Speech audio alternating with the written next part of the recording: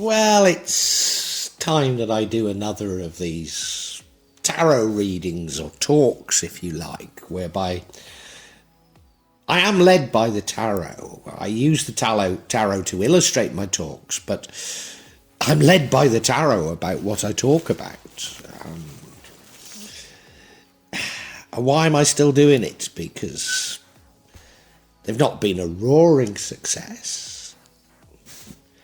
But then nothing on my channel is a roaring success. I get feedback from YouTube that I'm not targeting well enough. And yeah, the channel does reflect my eclectic mind. But should I change my mind to be more like the artificial intelligence algorithms that YouTube uses? For me, that is to lose my humanity. And I think, to a certain degree, that's what this reading is about. What is at the essence of being human? Can we say that in the past, with all the hegemony, all the mind control, that we were human? Because we're approaching a new era whereby we do, or at least some of us, become human. But in doing so, we have to throw away so many of our perceptions. We have to change so much. Things that are our fundamental beliefs are going to be challenged and trashed. And if we don't make this move, we'll not be brought along with the rest of humanity. I haven't fully comprehended what this means, but the warning is there in the cards, that's for sure. So, yes, this is a tarot reading. It's relevant whenever you see it, it's not time bound, but I'm doing it in the middle of October 2023, so that's as good a starting point as any. And it's not for a particular tarot sign, it's for everybody, it's for humanity. But once again, it does look incredibly profound.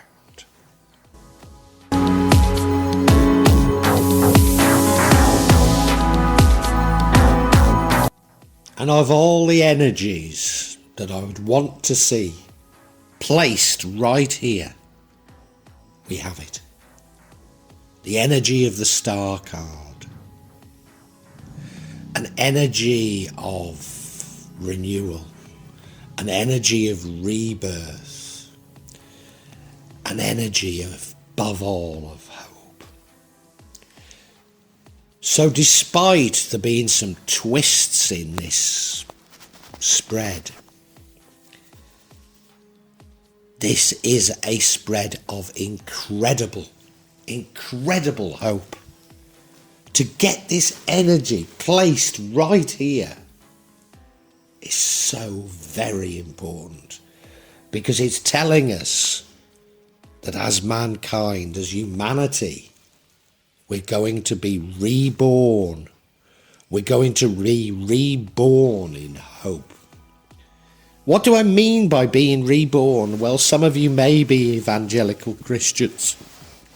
And yes, it's a very similar concept that I'm talking about, for sure. For sure. I mean, I recoil at the sort of sectarian, unecumenical implications of borrowing from the Christian notion, but it is that. It is that. It is, I believe, that the hegemony, the manipulation of our very thoughts has been so pervasive that all we can do is start again, abandoning all the prejudices and views we have, and start with a clean slate as God intended. Start with a clean slate whereby nothing we have taken for granted can we take for granted. Nothing that we believed is true is true. And to begin a new journey with a wide-eyed innocence. To begin this journey embracing God, embracing each other in true love. So it's an incredible, incredible energy to have here. And it does say that the world, however you are feeling right now, is a world full of the most incredible hope.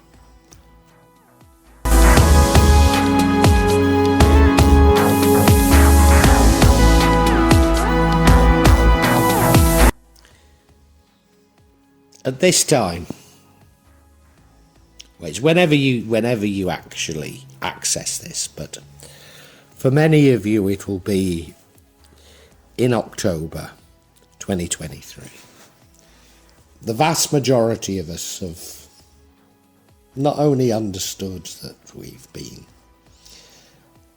duped, manipulated, lied to, cheated, but we've got over that.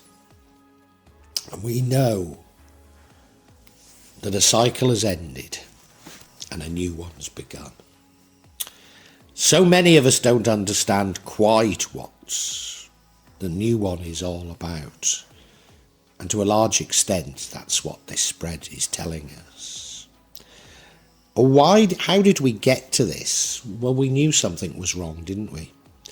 We all knew something was wrong, and we sought out the information. It wasn't always easy to get because the censorship, the lies are all pervasive. Those of us who've been shouting out and trying to point to the truth have been censored. We've been called conspiracy theorists. We've been called liars. We've been accused of wearing tinfoil hats. But slowly the truth is coming out, isn't it? Slowly we weren't so daft after all. And this has caused a great realisation for so many of us. A great realisation, but we're in danger of allowing our anger at what has happened to prevent us from getting the prize. And maybe that was the point of all of this, to make us angry, to make us fearful, because they are not what is required in this new cycle. So we've got the information, but now we need to use it sensibly.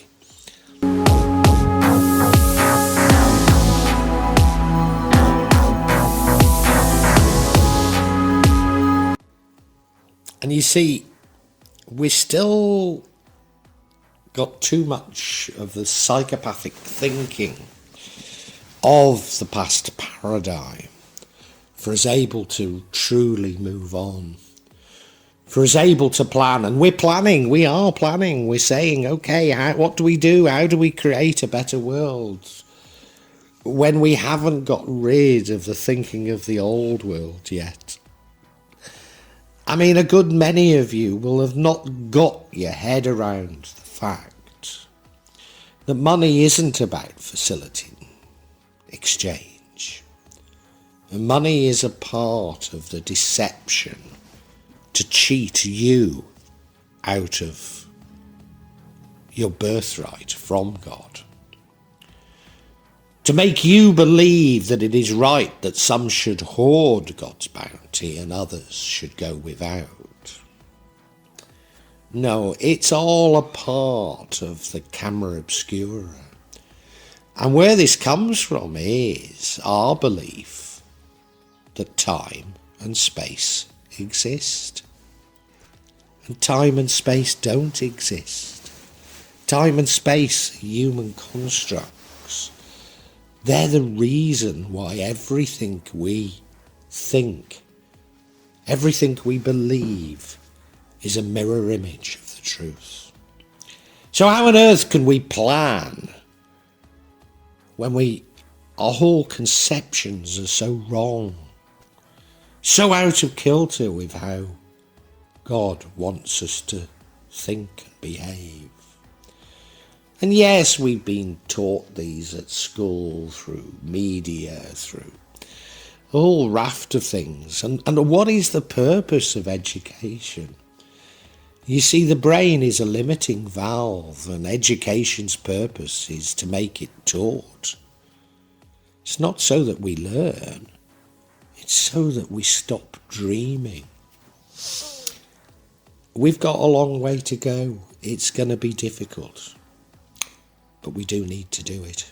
You and me. Hold my hand. I'll try and take you to where we need to go. But I too am fallible. I too went to school. I too used to watch the BBC every day. It's a long journey, but don't be frightened. We're together.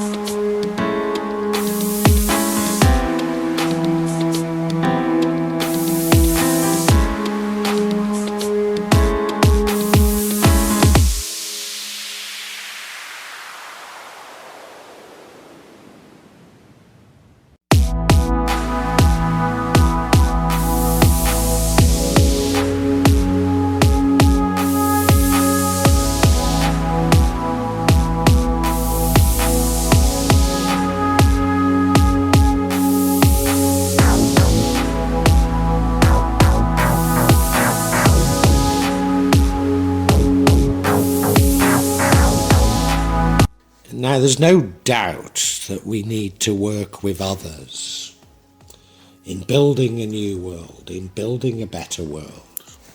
We do need to come together, but we have to fundamentally change our relationship with others. Because the psychopathic assumptions about the nature of man, nasty, brutish and short, if you like, that man needs protecting from himself. The man is essentially evil. These are all a part of the mind control. And therefore, even the most charitable of us are that little bit manipulative. And that manipulation is at the heart of everything that was wrong with the old paradigm.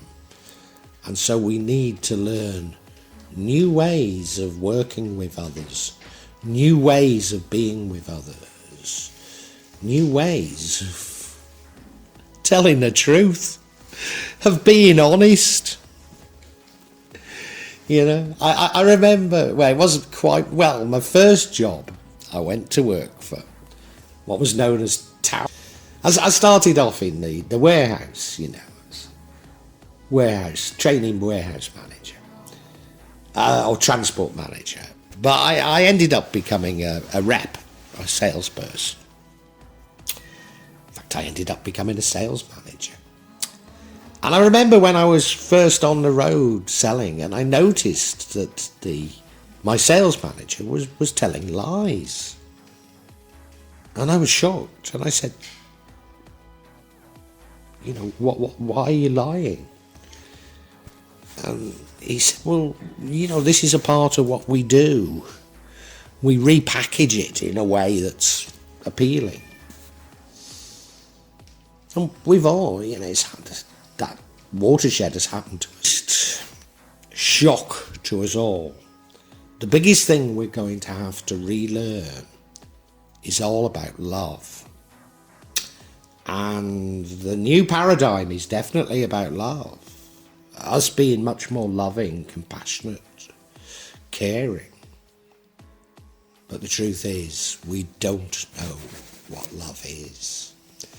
Our whole notions of love, psychopathic notions of love.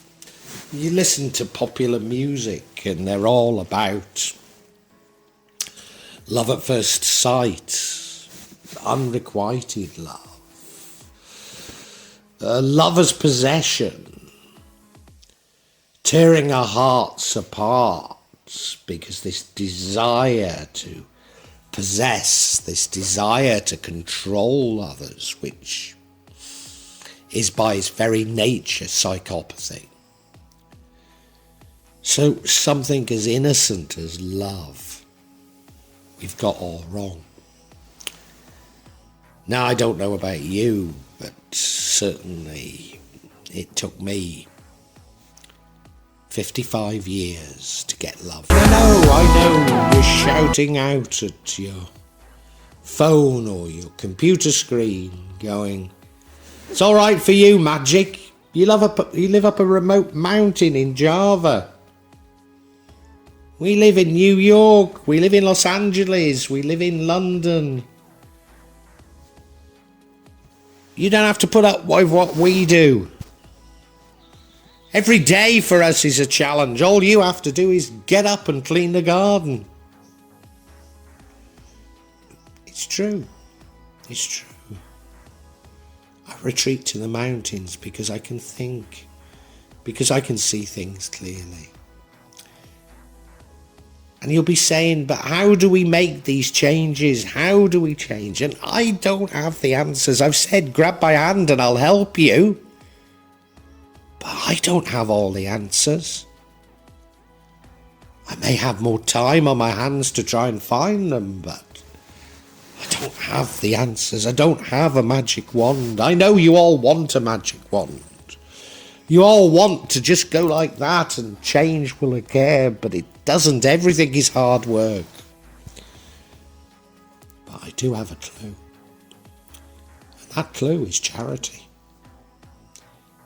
Be more charitable. And in the past, when I've seen this charity card, I've thought it's been charitable towards the views and feelings of others. And of course it is. But it's literally being more charitable. Sharing. Because in sharing, you become a better person. You become a happier person. You raise your vibrations. You really do. Now, when we're in Java, we have people visit us.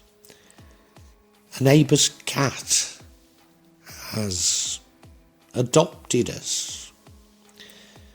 For some bizarre reason, he insisted on sleeping on our bed last night. He wouldn't go out.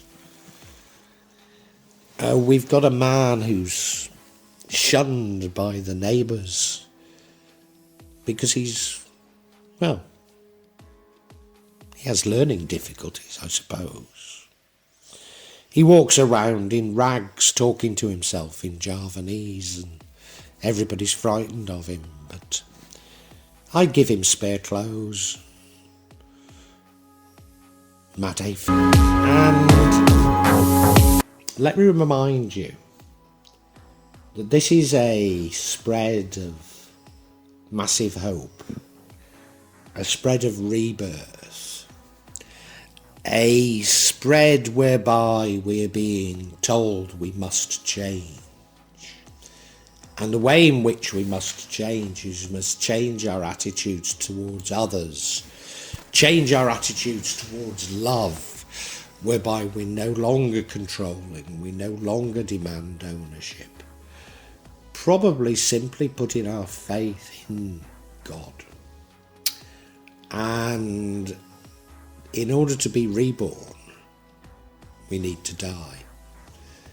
And so if we can't make the adequate changes, then there is a death here. I think it's a necessary death because we need this rebirth. But it won't be pleasant. It will be abrupt. And maybe some of us will never make these changes. Maybe some of us won't have understood that there is no end, only cycles, because there is no time. But if we can't conceive that, then maybe this ending is an ending for us. could be a warning there, that if we don't change, then there is nothing.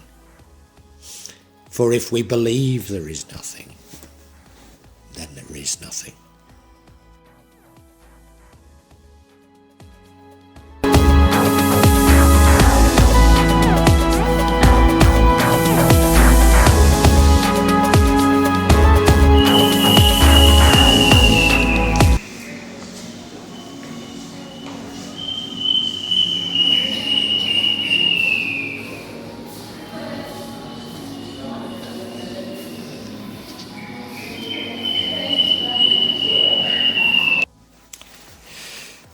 You might like to see this spread as a little depressing, because there's a big warning in it, that if we believe in nothing, there is nothing.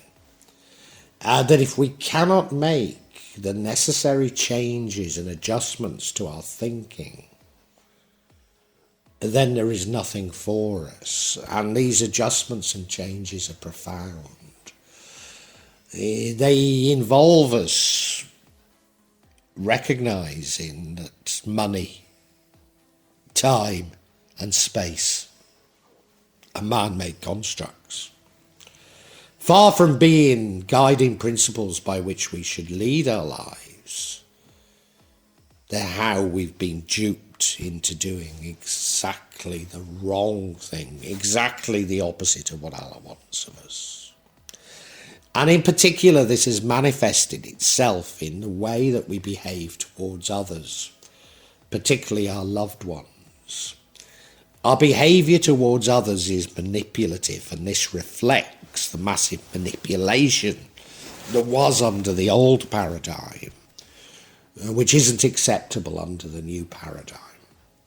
And at the heart of that is our view of love, which is a psychopathic view of love.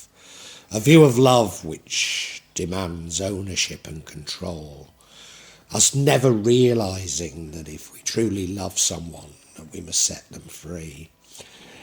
And the way that we will find this new paradigm, is by submitting to the universe, submitting to God, submitting to Allah, whatever you want to call the Supreme Being. We have to submit, and just one little action that will help us get closer is being charitable towards others, is recognising that these resources that we think are ours are not ours at all. They belong to Allah. We've no right to hoard them. So when we can help others, we should. And in doing so, it will help us to understand how we have to change. But it does look as though many of us won't make those changes. And there is suggestion, there is nothing for those people who cannot make those changes. But for many of us, we will. And this is the most hopeful, wonderful spread I've ever come across within such adversity, because it's saying that there is hope. It's saying that you can be reborn. It's saying that you can make those changes. I know you're frightened. We're all a little bit frightened. I don't have the answers, but I can offer you my hand of love and friendship. So come with me on this journey, because there is massive hope.